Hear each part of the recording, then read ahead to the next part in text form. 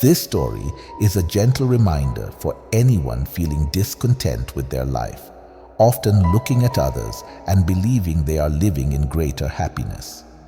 To truly appreciate its message, I encourage you to follow it through to the end. The lessons within are universal, touching on hope, resilience, and the unseen plans that guide our paths. Once upon a time, in the vast expanse of the open sea, there sailed a man named John. He was aboard a grand ship, its sails billowing in the wind, carrying him toward an unknown destiny. John was a seasoned sailor, but nothing could have prepared him for the storm that was about to unleash its fury. One fateful night, dark clouds gathered on the horizon, and the sea began to churn violently. Thunder roared, and lightning split the sky. The ship was tossed around like a toy in a bathtub. John and the crew fought valiantly against the storm, but the waves were relentless. With a deafening crash, the ship broke apart, and John was thrown into the icy waters. Clinging to a piece of wreckage, he was the only survivor as the storm claimed the ship and his fellow sailors.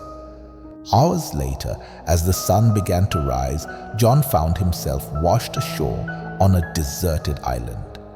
The island was a small speck in the vast ocean, covered in dense jungle and surrounded by rocky cliffs. Exhausted and disoriented, John struggled to his feet. The realization of his solitude struck him like a blow. He was scared and utterly alone. In his desperation, John fell to his knees and prayed to God for help. "Please, God, send someone to rescue me," he pleaded. But days turned into weeks, and no help came. The days were scorching, and the nights were freezing. John felt his hope dwindling with each passing day. Determined to survive, John decided to take action. He explored the island and found a freshwater stream and a grove of coconut trees. He fashioned a crude shelter out of wood, leaves, and grass to protect himself from the harsh elements. He learned to catch fish with sharpened sticks and ate coconuts to stay alive. Despite his efforts, loneliness gnawed at him, and he often wondered if he would ever be found. One evening, as the sun dipped below the horizon, John was cooking fish over a small fire. Distracted by his thoughts of home, he didn't notice the flames creeping towards his shelter. Suddenly, the dry leaves and grass caught fire, and within moments, his shelter was engulfed in flames. John tried to put out the fire, but it was too late. Everything he had built was reduced to ashes.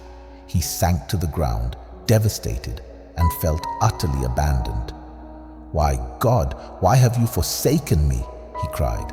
That night, John lay on the cold ground, feeling sorry for himself.